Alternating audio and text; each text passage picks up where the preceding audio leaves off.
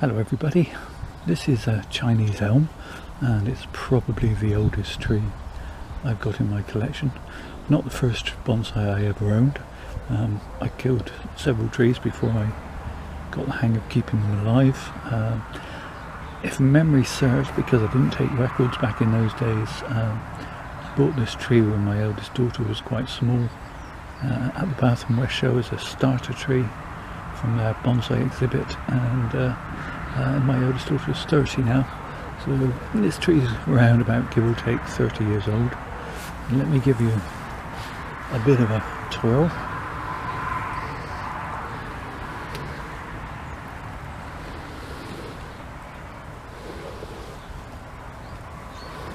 This tree has been in this pot for several years.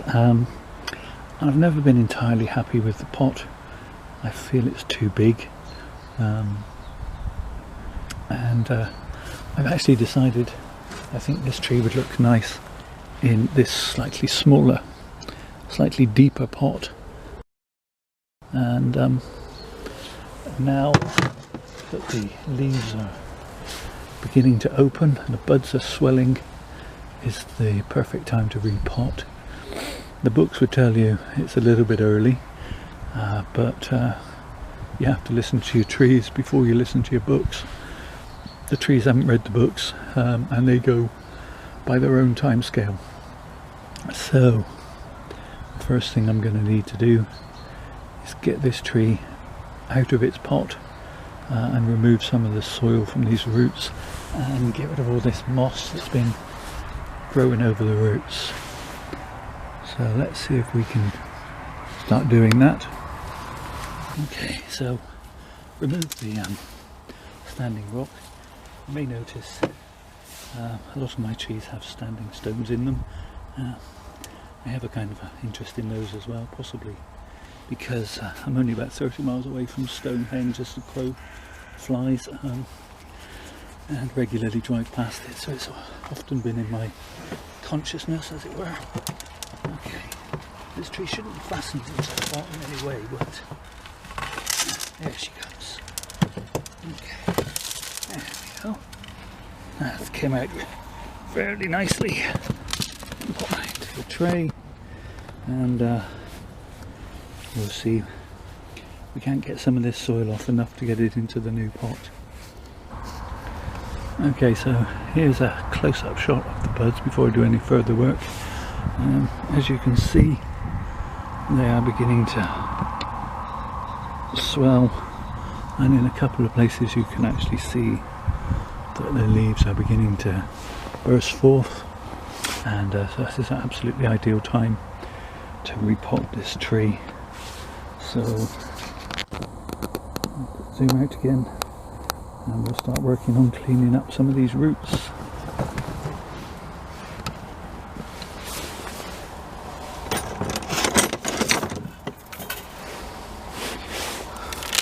This tree has been in for 3 years.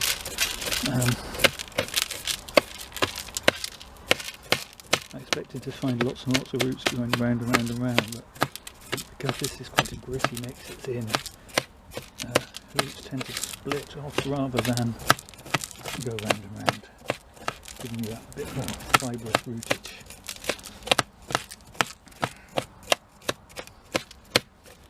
I'm hoping because of that I won't have to remove too much root to get into this new pot.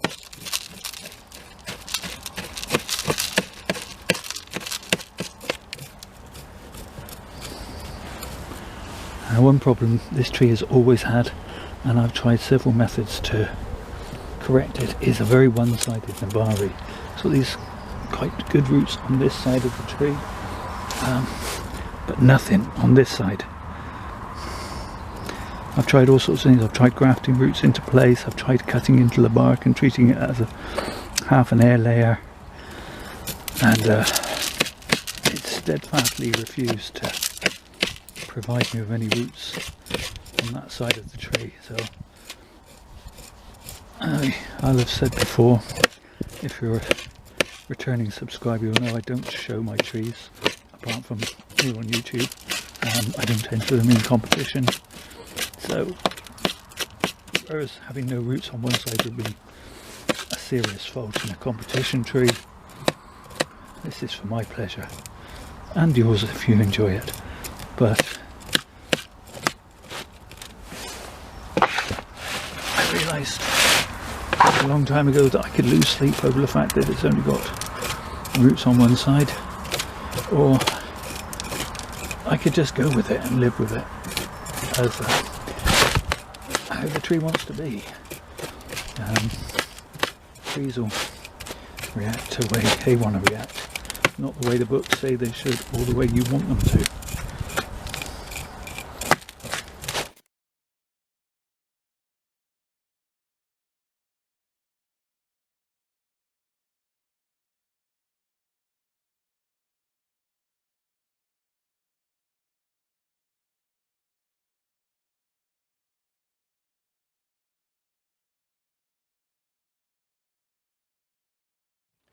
Okay, so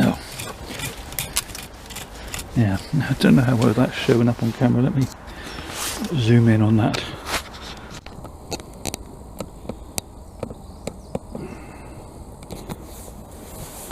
You see here I undercut the bark to try and get it to throw out some roots, and it's just an undercut now. There's a big thick root here, a big thick root here and here, all at the back, and that's what it's going to do, and that's what it's always going to do. I see no mileage in fighting with it anymore. It's going to do its own thing. Okay, the beauty of this bonsai mix, and I'll talk about that a bit more in a minute, is when it comes to repotting, pulling out these roots, it's a really simple job. Okay, so I'm going to offer up the pot. Just before I do, just so you can see, I've already prepared the pot. I placed the screen, and again, you'll know I often talk about the necessity or not of tying trees in place. In this case, because I'm going down a pot size, possibly two pot sizes, and it's quite a top heavy tree that I don't want to rock about, I am going to tie it in. So I've put in some tie wires, and I just want to offer it up to the tree to give me a rough idea of how much of this root I need to be chopping away. And yeah, so I can see that I need to just chop.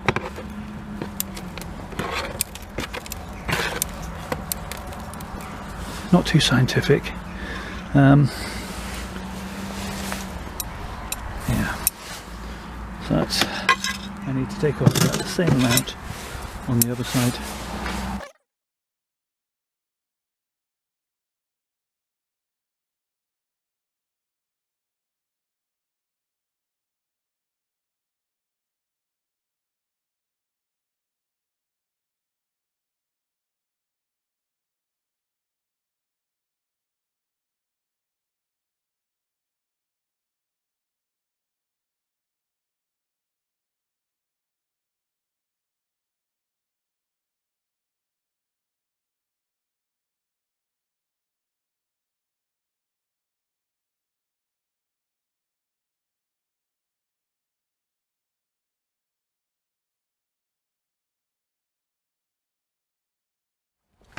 Let's try for a test fitting.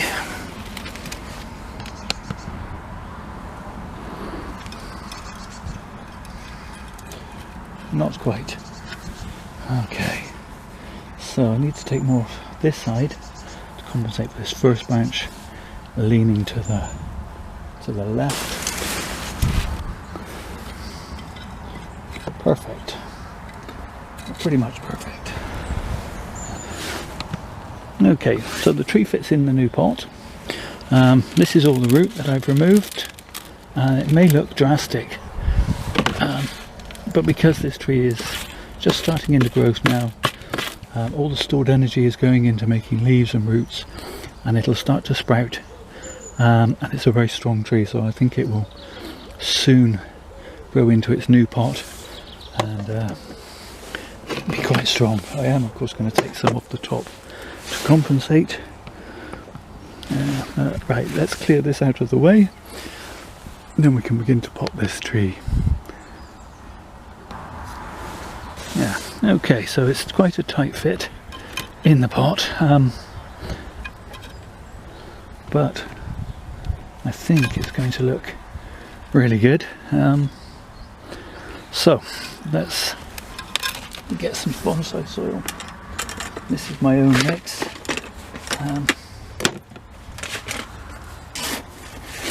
What I use is a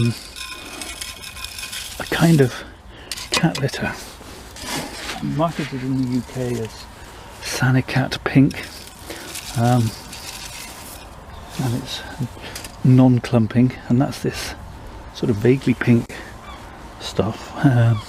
It actually turns brown when it's wet and it holds quite a lot of moisture, but it also holds quite a lot of air, which is nice.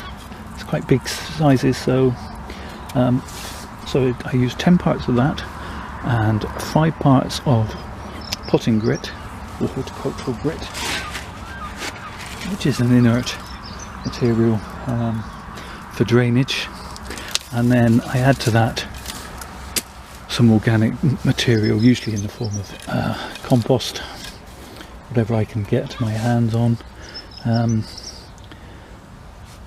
I vary the quantity of that dependent on the tree. Now for this tree I'm using my standard deciduous type mix, which is 2 parts of the compost, so it's 10 cat litter, 5 grit, 2 compost. If I was doing an alder or a willow or a tree that requires a lot of moisture, or a larger tree in a big pot that I'm growing for development, wanting it to put on a lot of growth, I might add more compost, and for a pine I might add only 1 part of the compost, or maybe none at all, depending on its state of development. So I hope that makes sense if you were listening as I was gabbling. That's the mix I use. So it's very free draining, but it does hold some nutrients, and I'm going to add some of this controlled release fertilizer to it. And this is the stuff, as I've said before, it releases the feed as the temperatures increase. With the moisture, it will release the feed. If the temperatures are cold and the tree doesn't need to be actively growing, it doesn't release it. So unlike the sort of slow release, which just trickles it out until it's gone. So that's my compost mix. Let's just try the tree in the pot. Fitting nicely. A little more to the right, I think. Tuck these roots in, and let's have a look. That's nice. I like the lean on the trunk coming towards the viewer. Maybe a little too much. Let's just see if I can work. Make up right a little bit more. Yeah, that looks better. That looks better. So I'm just going to quickly wire this in place in this position. Those new delicate roots will be pushing out into the medium, and we don't want windrock shearing them off as they do.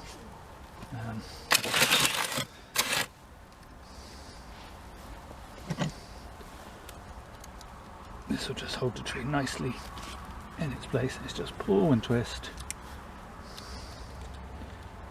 pull and twist.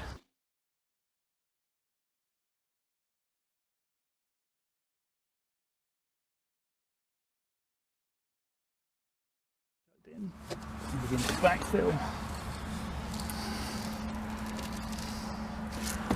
It's actually slipped this way. That's better.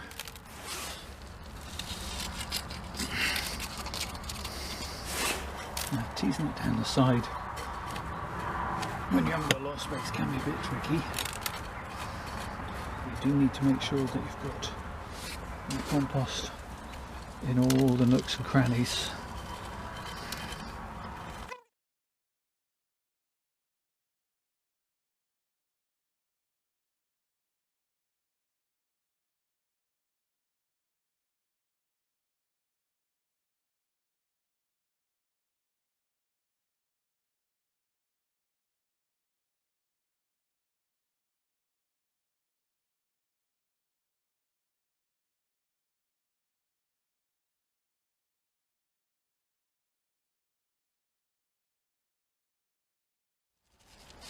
Okay, so it's almost there.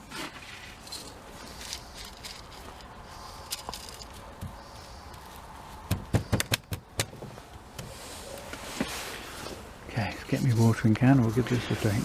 Okay, now then, as you can see, the tree is well secured in the pot, and move that out of the way.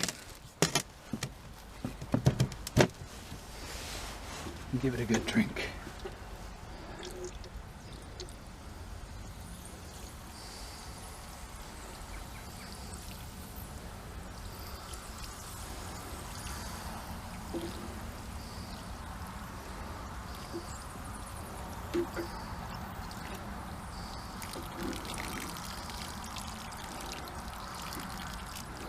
And there's the water running out of the bottom.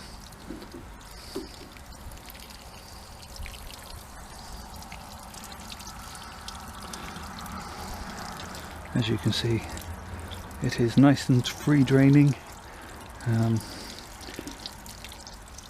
yet can hold a reasonable amount of moisture, so you don't have to worry about it drying out on a hot summer's day. There you have the tree in its new pot. Move it back slightly, and we'll give it a quick 360. As you can see, it's kind of bowing towards the viewer, as is traditional. I had a big chop here, which is almost completely healed, and another one here. So it's had quite a bit of work over the last 25-30 years, however long it is about it. As I said, I think it's about 30 years old. So now I need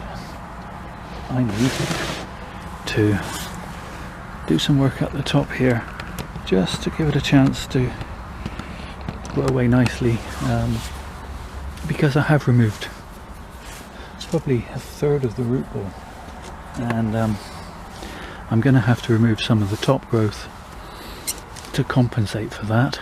So it's simply going to be I'm just going to go through and take off branches like this that are growing back in towards the trunk. Those aren't needed, and I can remove those. There's one that's growing inside the branch, underneath this portion of the branch and back into the trunk, so that can come off in its entirety. Shorten that one. There's a branch crossing over another one just there. I shall remove that, and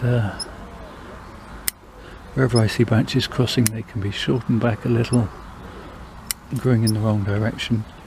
I'm sure you've heard this said by other people in other videos.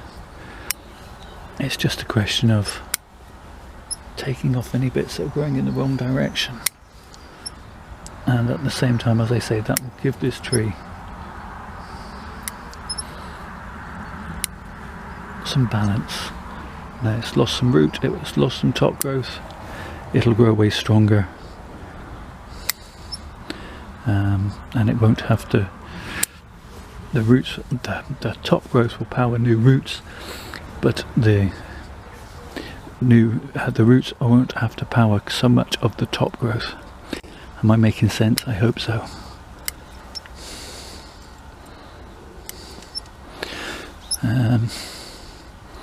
I don't mind bringing this branch in slightly, make it slightly shorter in relation to the rest of the tree.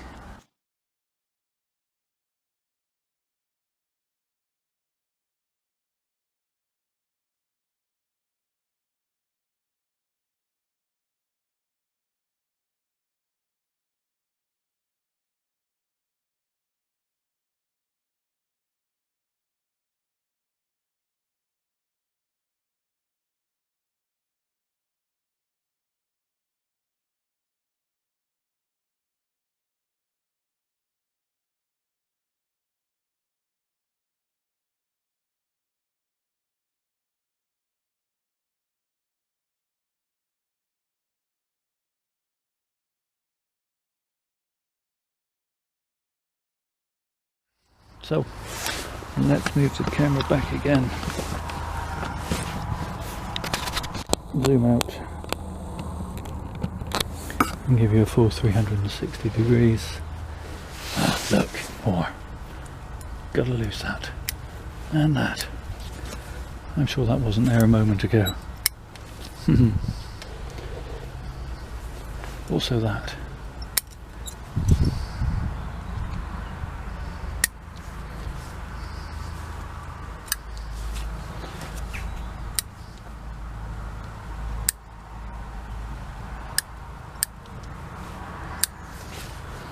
There we go, there's your 360 degrees. Just thought I'd add in this little shot of the tree from the top down, a kind of bird's eye view, if you will. Gives you a feel of how the branches spread out, and to catch all the light and air, and how each individual branch is kept trimmed so that it doesn't block all the light and air from the ones below it.